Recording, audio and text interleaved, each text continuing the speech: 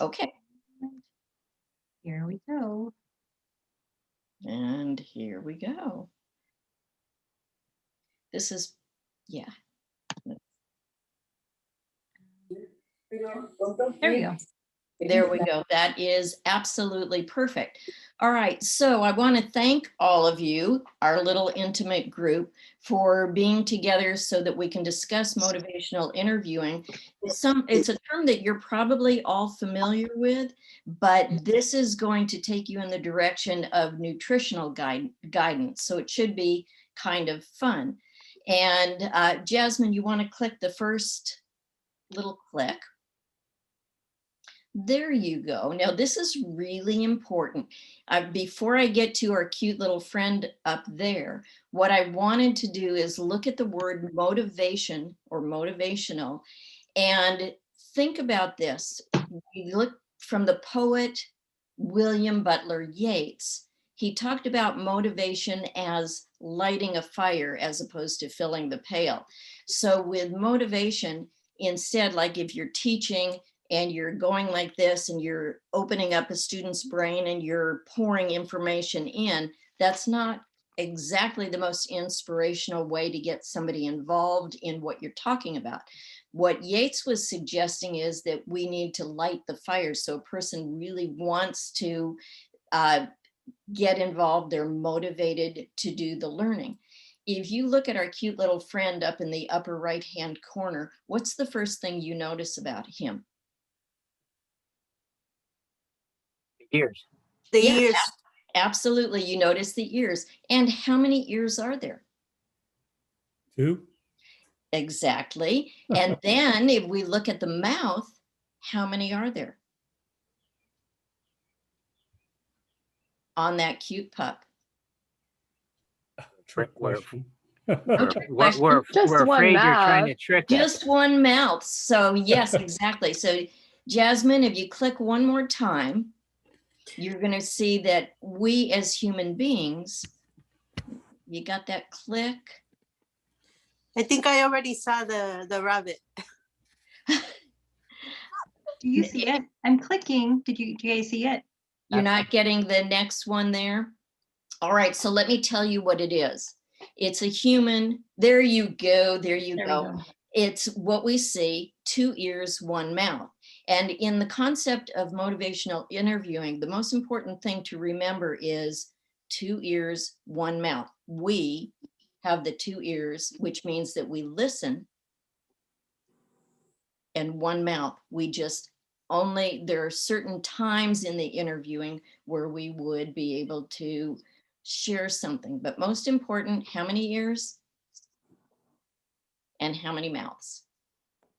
And you'll be tested on that as we go through. Okay, Jasmine, if you'll go take us to the next slide, please.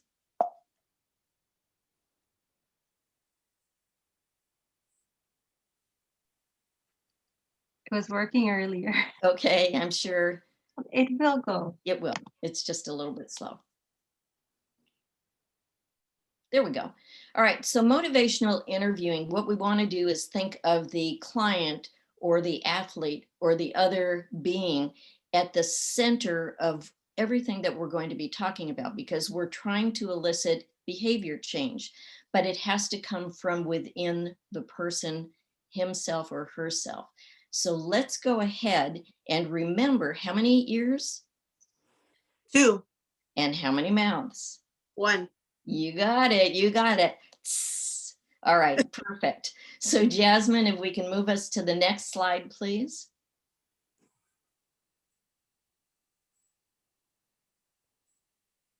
Look at the slowest internet in the world up there in Antelope Valley. Oh, I'm gonna have to complain because it wasn't like this. It started, maybe it's really windy up here. So I don't know if that has something to do with it. all right. Might just use your It's down going. arrow. Are you using that? I'm using the arrows. Let me Jasmine, would it sorry, help Sasha. if you stop your video? That way your computer is not focused on recording you and presenting, screening the, yeah, maybe that will be a little bit faster. Let's try that out. And then afterwards you can take it. Perfect. Okay, so one more little click on that, please, because I want to bring in somebody that I think is really important to create the visual. No, go for, there you go. There you go. This is a little girl that we know from one of the villages in Guatemala, but she's a metaphor for looking at the doorway. She wasn't quite sure who was outside her door, and then she peeked open, peeked open, peeked open. So as healthcare workers, what we're trying to assess is what is that level of readiness that our patient, that our athlete, that our client is at? Are they prepared? Are they ready to work toward changing? So if we look at the steps and we think about a door, look at our little girl, if she is at a stage where she's not ready, doesn't even recognize that there's an issue to address, that door is closed shut. And she's not ready to get any information from anybody. That's what we call pre-contemplation, and it's something that you probably are familiar with. We get to a point where there is something in her life where she says, okay, I think I might be ready. For a lot of us, that comes around January 1st with our New Year's resolutions. But for anybody, it can be when all of a sudden we're ready at that point to start thinking, well, there's something that maybe I could do better, or I could make myself healthier. So you get ready to move into action, and then we get the action where we're making some changes. But here's something that I think is fascinating. In order to take something and make it a habit, it would take that behavior change between 6 and 18 months of you doing some new behavior routinely before it automatically becomes your routine. So let's use something in a dental related issue. And let's just say you decided that you were going to start flossing your teeth. And you put the floss out and you say, yes, I'm going to do it. And you do it once and then you forget. And then there's all of a sudden you go a little bit more, you decide, well, I'm going to leave the floss out. I'm going to put it by my toothbrush. And then all of a sudden, before you even realize it, it becomes the habit. And any sort of change that we're making does take these stages of change. So we have to kind of be patient. All of us may be experts in healthcare fields. We expect that somebody would be able to make a change rather quickly. Doesn't it just make sense? This is for your health. Why wouldn't you want to do it?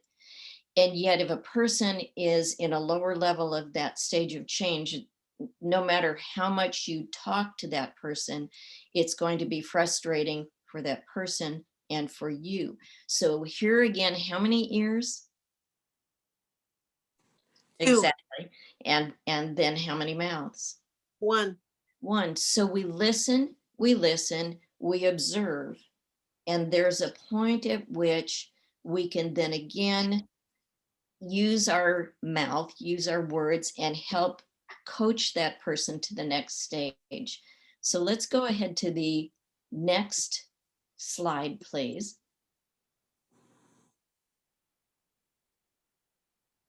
Maybe. I don't understand why it's a little slow. Well, one thing, if you want to, you can just do the, just so that you have it on the slides and we can manually just go through them.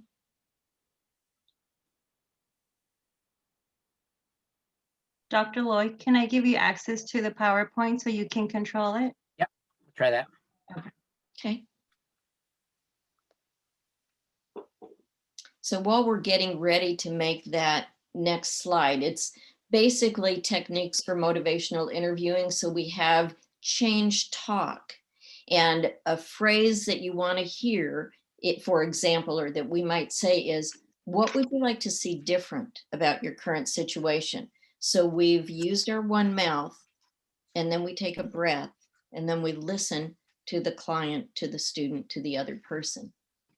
Or we can ask, what makes you think you need to change? So that's a short sentence, 2 ears, 1 mouth, and then we listen. Or to the person, what would happen if you don't change? And then we listen so that they are bringing up why it's going to be important to them. They're internalizing. Okay, Mhm. there we go. That's back.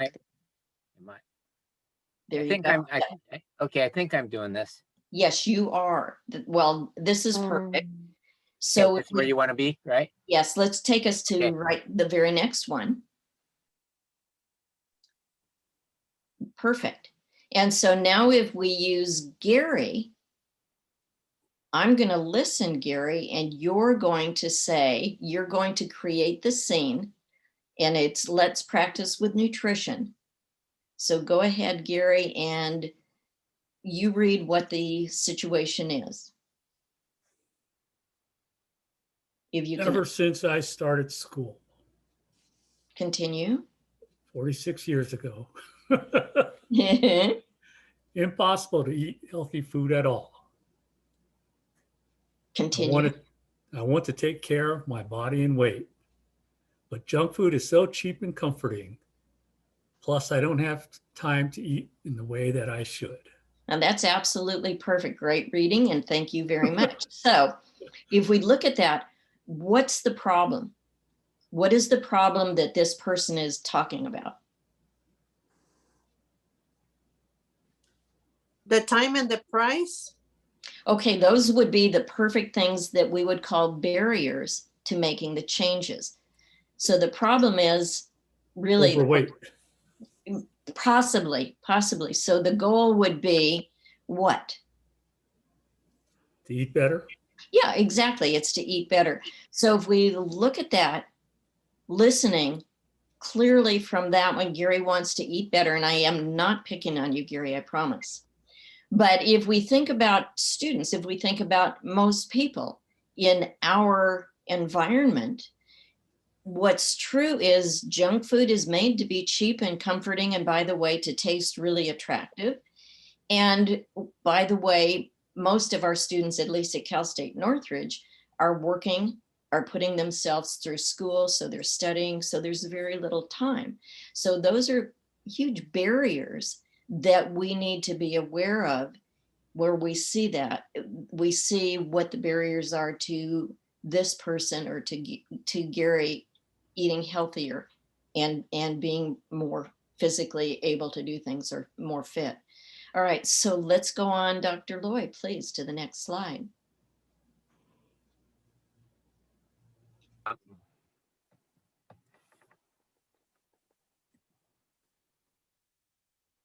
No, not working.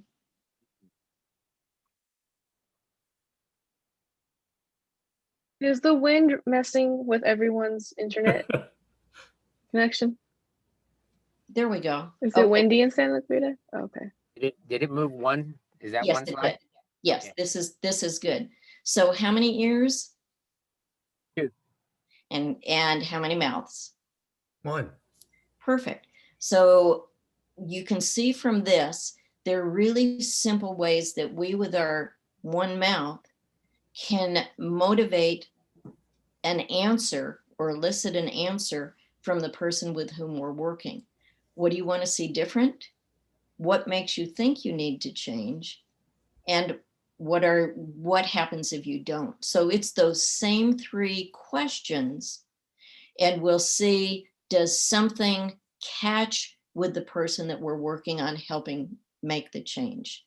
All right, so let's go to the next one and get another practice time in.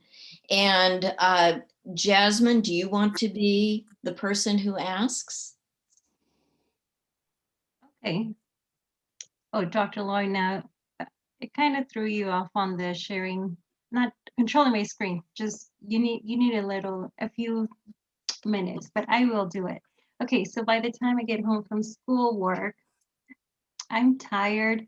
I get dinner ready, homework done, exhausted. I want to exercise, but I don't have time to fit That's it in. great. You put the emotion in it too. So what's the problem? I want to exercise. I don't have time. All right. So you've answered what's the problem, you've answered the barrier, and you've answered the goal, right? So you see all of that. And let's go on to the next slide.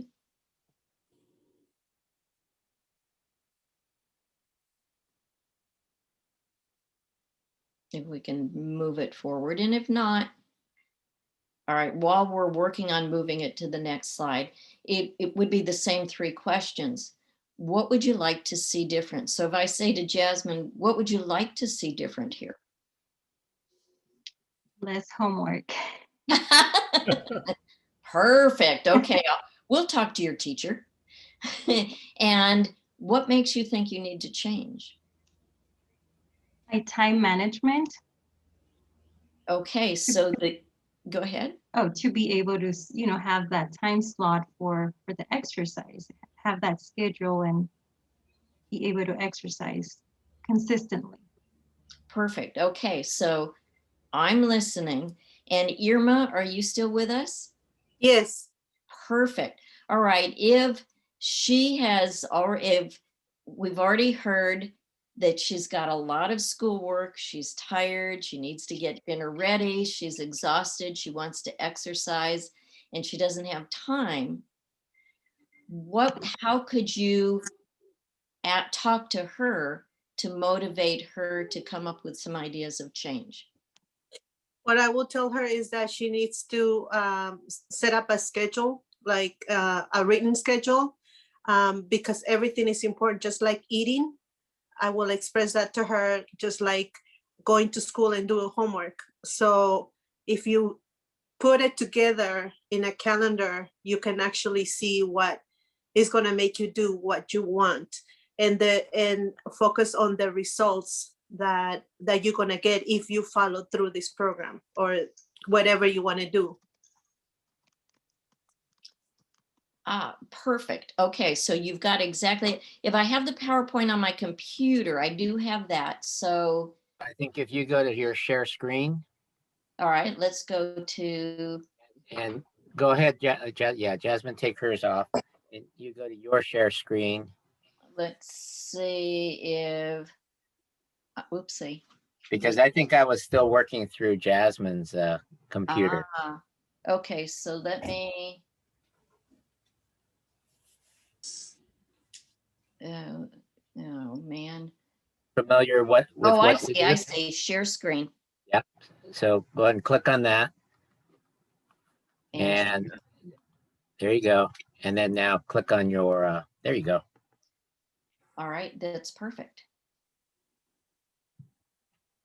Okay, and let's do this. And you tell me if that works. Yep. Yep. Okay, perfect. Working. There we go. Oh, this is so cool.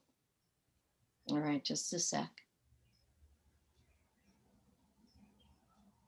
All right, so if we take us back to what Irma was talking about for us, there we go. Let's go back to this one. By the time I get home from school, and yes, what Irma was saying is we've got some ideas of how she can manage her time and be able to figure everything to get time to fit the exercise in.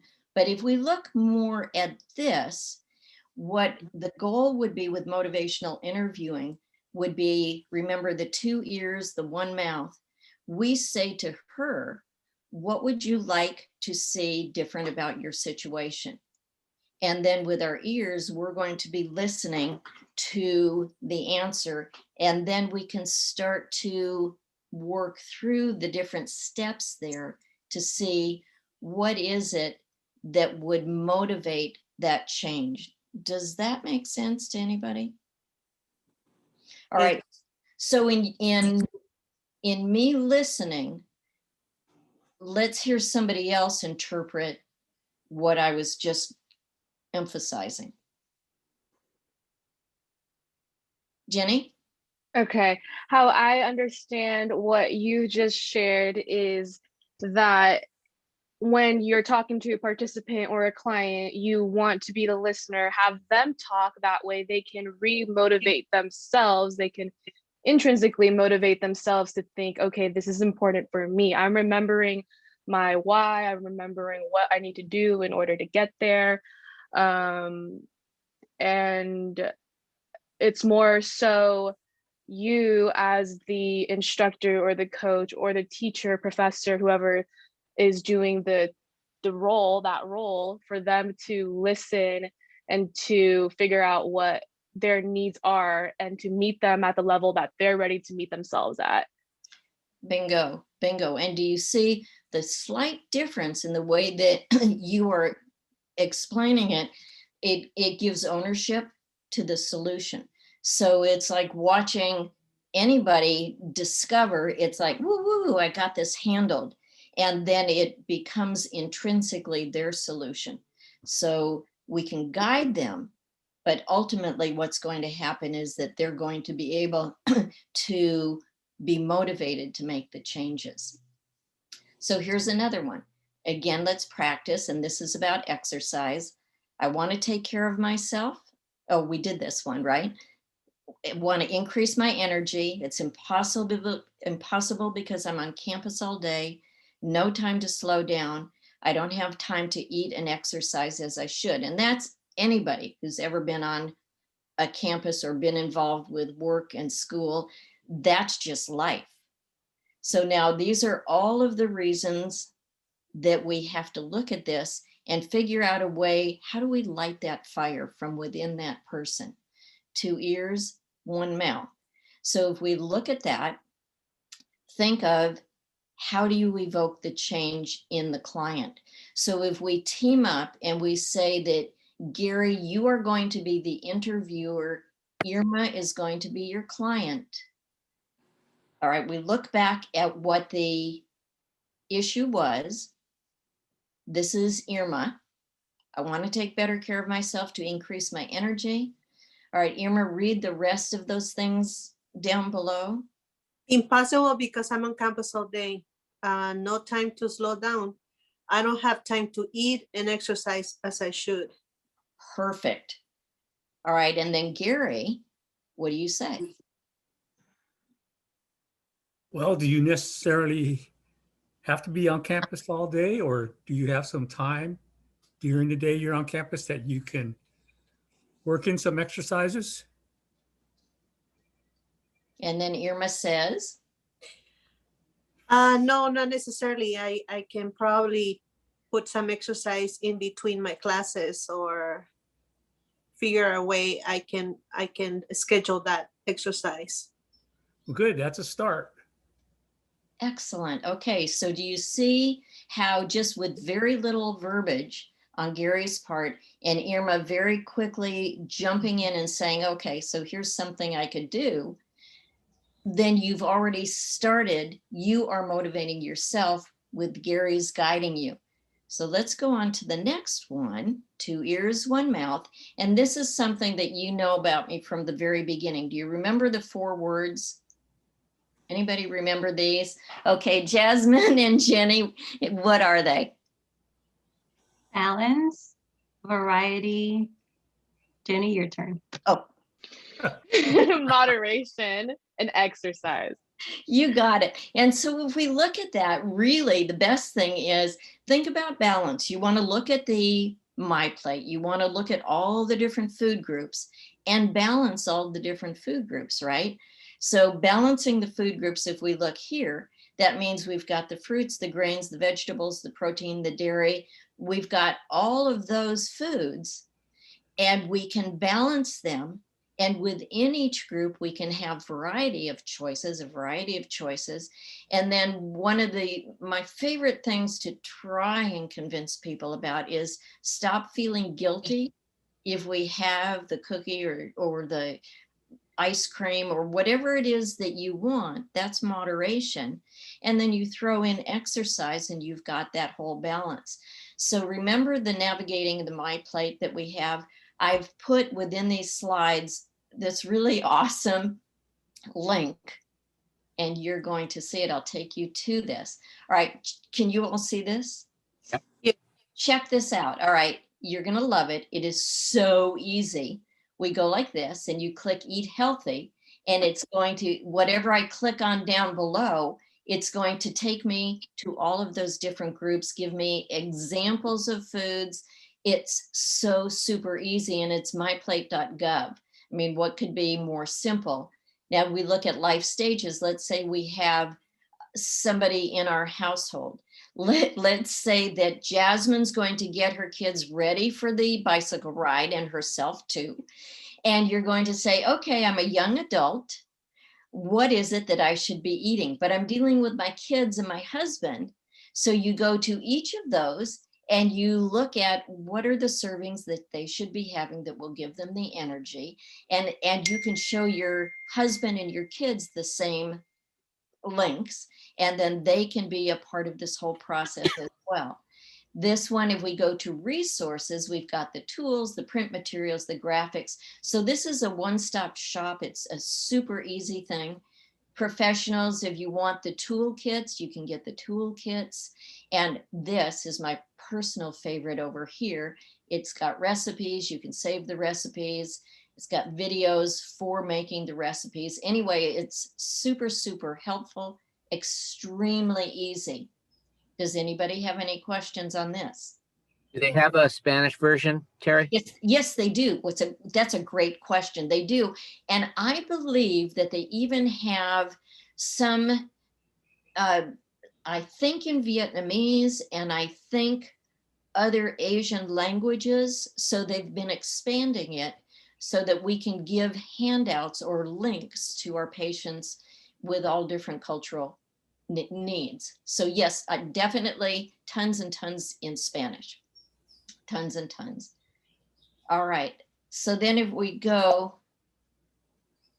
to the next, oh, this is another one that I love. So back to my plate, the PBS Kids, check this out. This is so cute. All right, so this is a question for Gary, for Irma, for all of us here to test our knowledge. Are you ready?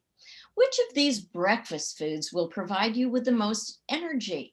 Is it a candy bar? Is it a whole grain cereal or oatmeal? Or is it potato chips? What do you think? Just the energy. Yeah, is this a trick question? No Just trick the question. energy, This is the right to candy the- will definitely give me the energy. which one? The candy bar. I think Okay, so let's do this. Let's do this. Check your answer. And remember, this is such an easy, whole grains take your body longer to digest, giving you all the energy in the morning. So it said, nope, that's not right. And then we can go, yes, you're going to get more sugar, more calories. But insofar as for Irma, it is what's the longer lasting energy. And so we know that whole grains take longer to digest. So those will help give the body longer lasting energy to maybe get them through to snack time or to lunch. Okay. And then we go to the next one. And then at the very end, it gives you the answers. All right, so let's do this one. Which type of food should take up most of the space on your plate? Everybody knows this. Fruits and veggies. Okay, let's give this a try. Check our answer. Yay! Okay, so this is again a really cute nutrition quiz tool that we can use. So it's pbskids.org, and you can have your kids mess around with this too. You can have young, old, everybody can play around with the same thing. Okay, I have, let's go to the next slide. All right, I'm going to ask you a couple more questions. These are my favorite. Okay. My parents always said to be sure to eat breakfast every day, but I go to bed too late. I always seem rushed in the morning, and I'm not really hungry in the morning. Okay, so those are the barriers. What would the problem be? What is the person really, what's the goal? That person needs to sleep earlier. Okay, perfect. You've already done a solution, but let's think about practicality. Think about us in our environment and think about the challenges that we have in our environment and trying to get to bed at a reasonable time, what happens? Our mind usually wanders and we don't end up sleeping. Yes, so there are all kinds of barriers that are going to be getting in our way for any of those goals. Okay, so here's a different one. I'd like to bring my lunch to school or work with me, but I'm not sure what to pack. I'm always in a rush in the morning. I tried it a few times, but then I forget. Make it the night before. Ah, yeah. That's perfect, Dr. Loy. It's you make it the night before. What could happen for any of us who are in a rush in the morning? We forget and we don't have time. You're right, exactly right. Have any of you heard of Post-it notes? Yes. Yes. Okay, so as soon as you make the lunch, and here's where you can make the connection. As soon as you make the lunch, put it in the fridge, then you put a Post-it note right next to the door before you go out to get ready to leave for work or for school. So those Post-it notes, and here again, how, again, 2 ears, 1 mouth, how would we get our families involved in being responsible for that, or making sure that they have their lunches? Everybody make their own lunch, and the Post-it goes on there, says hands off. That's mine. That is so perfect. You obviously lived with somebody who has taken your stuff, right? That's exactly. Probably Dr. Loy. Now, would that be? Yeah, that's exactly right. So you look at the way that we have to set up our environment, and you make sure that it is situated in a way that works the best for you. All right, so now here's another one. I don't eat enough fruits and vegetables, and I really want to eat more of those, but they're expensive. I never seem to have enough time to buy them, and oh, I keep forgetting. Problem? She It needs seems post. like, Go ahead, Jenny. I just said she needs Post-it notes. Okay. So do any of you have Post-it notes at home? Yes. Yeah. Perfect. Right when we're through today, the first thing that you're going to do is go get your Post-it notes, and you're going to put it by your coffee maker. Yeah, Or put it on your computer now to tell you to do this afterwards. oh, perfect. Your idea is much better. So you get out your Post-it notes, put it on your computer, and then you're going to draw a picture of the 2 ears and the 1 mouth. And you're going to get all of your stuff all ready for you. And that is absolutely perfect. So any questions so far? Great. And you know what? I'm going to tell you one thing that I learned from you, from all of you. And that is, I've always been the one to pass off the slideshow and say, would you guys do this for me? It's so easy. You just taught me because I listened to you. Thank you. They were enabling you. They were enabling me, and shame on me. Shame on me, but thank you very much for that. All right, so let's go through. Dr. Loy, what are 3 things you've learned from today? Well, I think the things I learned is that the stages of change, Uh-huh. all right, and essentially everything that you provided could be a problem we have with our students. So everything you presented from a nutritional perspective, I was kind of chatting with Arlene, is that we need to borrow this and present it to our students, because I don't think they have 2 ears. I think they just have 1 mouth. So as they're talking to our participants, they aren't hearing what they're saying, and they're just telling them whatever they want them to do. And they aren't recognizing the stages of change that you're talking about. I think that hasn't, the stages of change are actually not taught in our curriculum. We don't have a class that offers that, right? Am I right?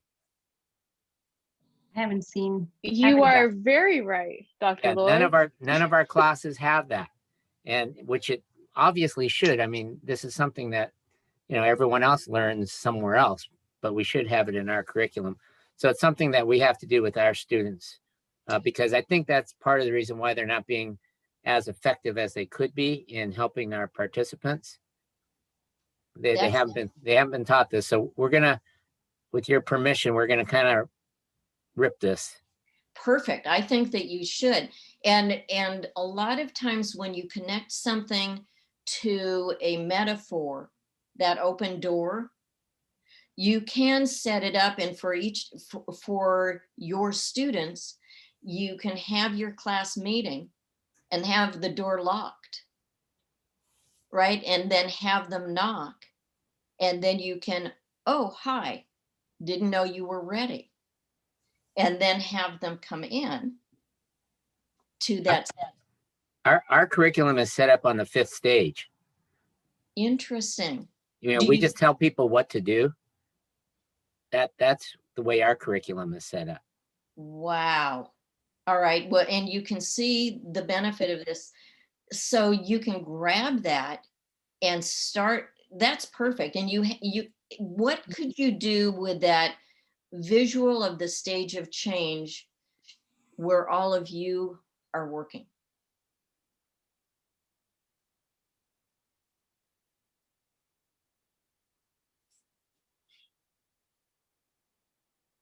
Say that question again. What could, if we take that visual of the stages of change? Yeah.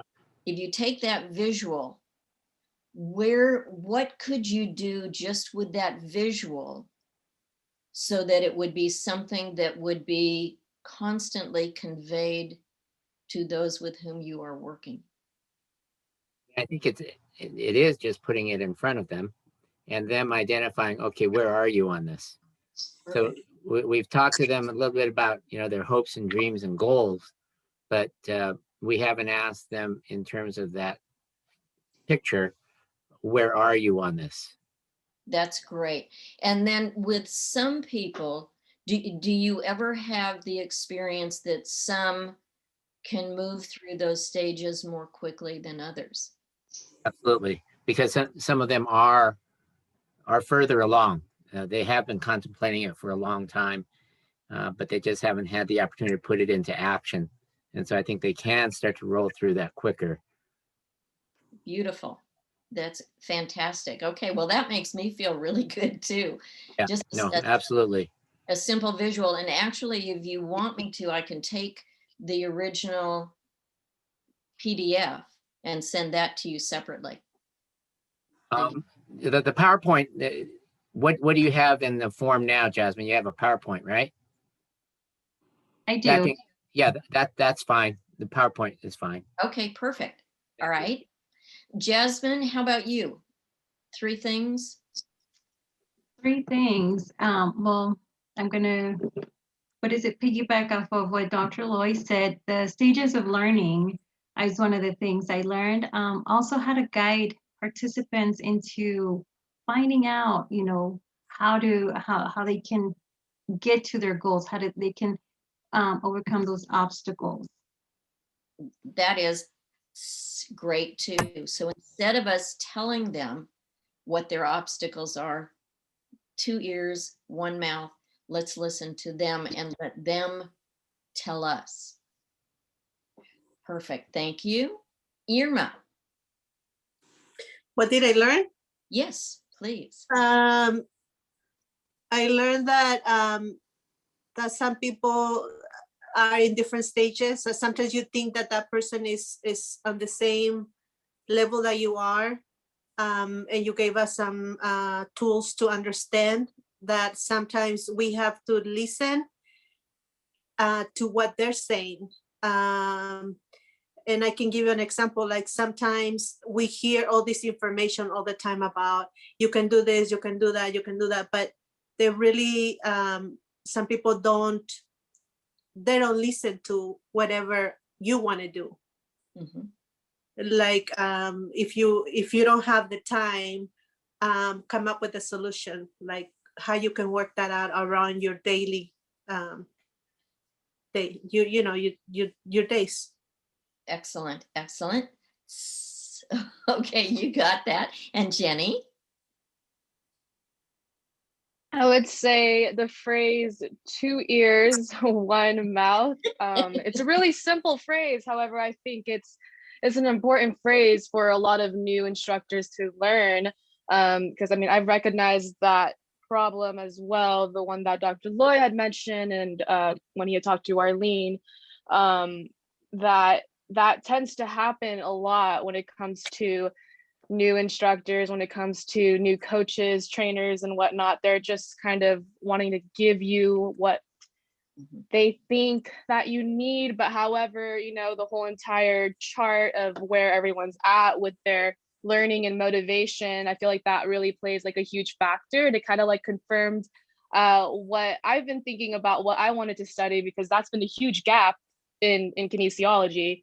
And with the whole, with mental health being on the rise with COVID, it's unfortunate that exercise and nutrition are under prescribed when it comes to that field. And so this helps our professionals really understand the client as a human being and not just as someone that they can make money off of.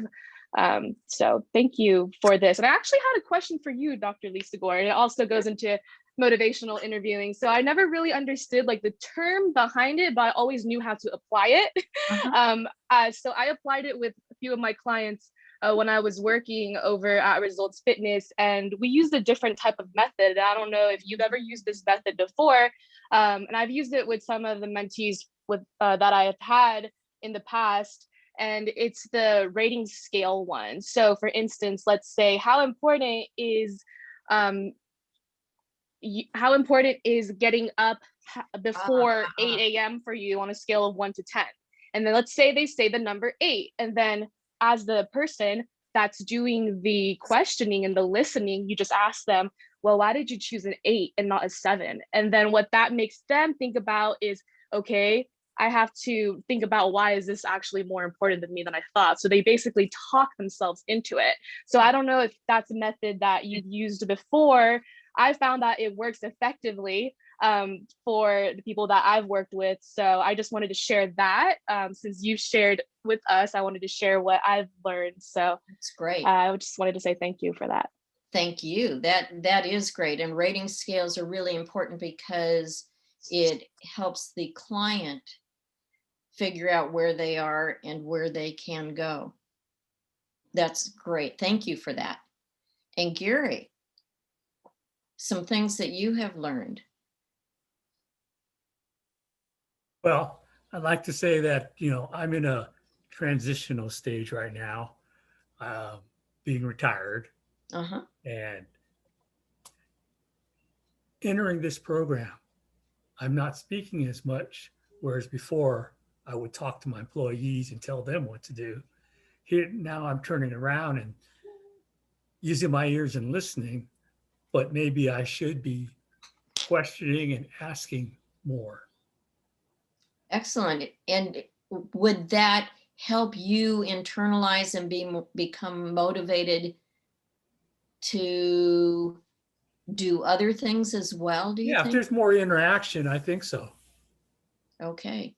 Well, it sounds like there's such simple concepts. If you pick the visual, and as Dr. Loy said, we've got the stages of change. We've got the 2 ears, the 1 mouth. We've got being able to connect with clients. So easy tools. We've got the MyPlate. We've got the link for the myplate.gov and all of those different tools as well. But yeah, you guys are great. You guys are absolutely awesome.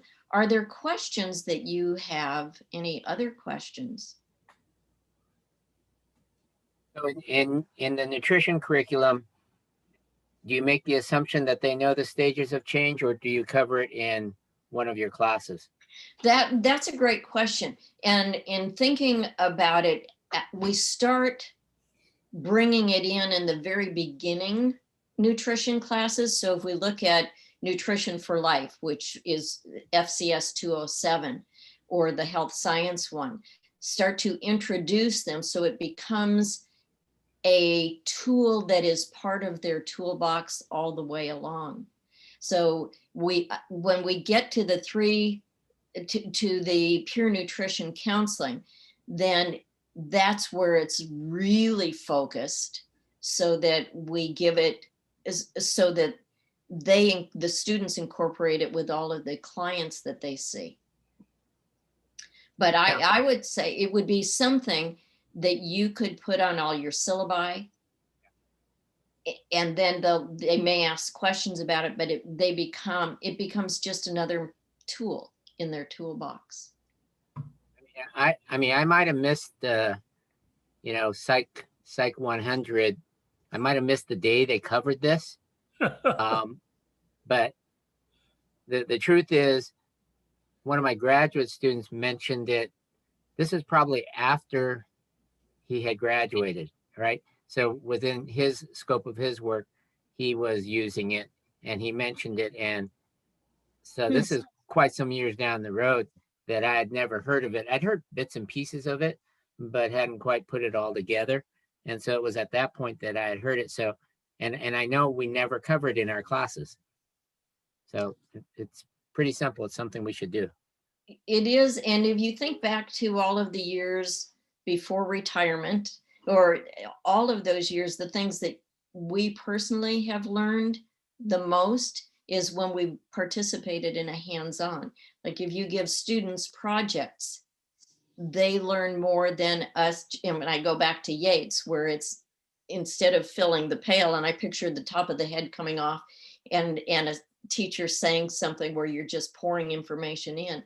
When we can inspire anybody to be a participant, that learning becomes more, you breathe it in, more or less. But yeah, I think that the stages of change tool should be something that's taught from the very beginning. And you can, as you get from a 200 level class to the 300 to the 400 graduate level classes, you can have it be more complex and have the students problem solve of how would you take it to this level. They could even do thesis on it or projects. So yeah, are there any other questions? Well, you guys are easy. You are easy. So that was really all I had. How many ears do you have? 2, How many mouths do each of us have? 1. Exactly. All right. So what is your first bit of homework when we finish? Hit the Post-it. Post it? No, that's right. And you can draw ears and put them all around your house. You can draw one mouth. And then let's see. Jasmine, you're going to get out a bicycle. I want to, really. Good. It's a little embarrassing that I don't know how to ride a bike. But then Oh. again, what would be a crack up is get a tricycle. Jasmine, Or the training wheels. Jasmine, do your kids have bikes? Yes, they do. They know how to ride them? Yes. So Gary will back this up, that you can learn in one day. Just take the pedals off, all right? And then just move your feet and get the feel. Turn, right? Turn, and then start to pick up your feet and glide, right? By the end of the day, you'll be gliding. You throw the pedals on and you'll be able to ride. We had our nephew, he was 14. Well, not Justin. I'm talking about Joshua. At his house, we showed him that, and by the end of the day, because he was maybe, no, he was probably 9 or 10 at that time, but by the end of the day, he was riding. Wow. Because you're in terms of the stages of change, you're ready already. Your motor skills are all ready. and you're not 4 years old, because we taught Mackenzie the same thing, but we taught it to her when she was before she was 3, and she Okay. learned. I did not run behind her and hold the seat. She taught herself. Wow. So forget the fact Okay. that Jasmine, as a young adult, you've built up these concerns. Take yourself to a little parking lot, Yep. like a church parking lot, not on Sunday. And do what Dr. Loy is saying, just around that safe area, but don't tell your family where you're going. And then what you do is then you get a little area that's got a little bit of downhill, because it's a small bike. So you can always put your feet on the ground if you get going too fast. You Yeah. get a little incline, and then you just start rolling down there, and that's it. Then you put the pedals on, and all you gotta do is rest your feet, because your feet have been in the air, right? Right. You just put them on the pedals, and you're smart enough to know that, if it has handbrakes, then you don't even have to worry about, pedaling backwards to put the coaster brake on. Absolutely. And then Jasmine, the other thing you can do is come to Camarillo, borrow my electric bike and practice. Yeah. You Easy, could do that too. easy, easy, easy. So Irma, do you ride a bike? Yeah, I actually, everything that I've done, like riding a bike, driving, skiing, everything, I have taught myself. So when I was 6 years old, I used to grab my brother's big bike, and I used to. It's funny because I couldn't stand on the bike, but I would put my feet on the other side through the hoop, and that's how I started learning how to ride the bike. I taught myself how to drive when I was 13, because we only had one car in the family, and no, my dad could only take my mom to the laundromat on Sundays. And so my deal with my dad is I can learn it and I can take her to the laundromat. Wow. So when you were 13, you were doing When that? I was 13. And mind you, I have 8 brothers and sisters older than me, but I was one of the younger ones that I always wanted to do something for the family. So Wow. yeah, so I did it because I wanted to be a help for my mom. That was great. Well, your mom was lucky. Yeah. Actually, you did it because you wanted to be the boss. I wanted to be the taxi driver, actually. And Gary, how old were you when you learned to ride a bike? I think I was pretty young, 6 or 7. I really don't remember, but I still ride my bike quite a bit to this day. That's But great.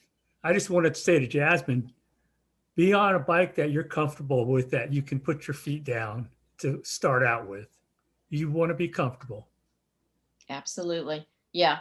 Yeah. And the other hint is don't use a boy's bike. That bar in the middle, if you have to jump off, ouch. Okay.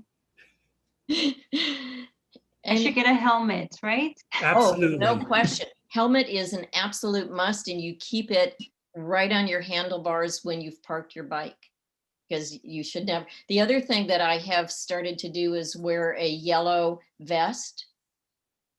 And that's just for safety, because these days a lot of people don't notice the cyclists, and there are more cyclists out. So it's just one more level of safety of I that. have daylight lights, Yeah. headlight and tail light, that I use during the daytime. Yes. Yeah. Good to Gary, do. I have to go. Thank you. All right. And I thank you, you guys. If you have any question, Dr. Loy, you have the PowerPoint. So we're all good. Thank you for all your help. Jasmine, Jenny, Gary, Irma, thank you. This has been Thank fun. you. Thank you. Thank you. Thank Thank you, you. Dr. Lisa Be Gore. safe. It was so Bye. fun. Thank you, Terry, and Yes. thank you, Jasmine. Thank you, everyone, for coming. Yeah, Thank you. Bye. Bye. Bye. Bye.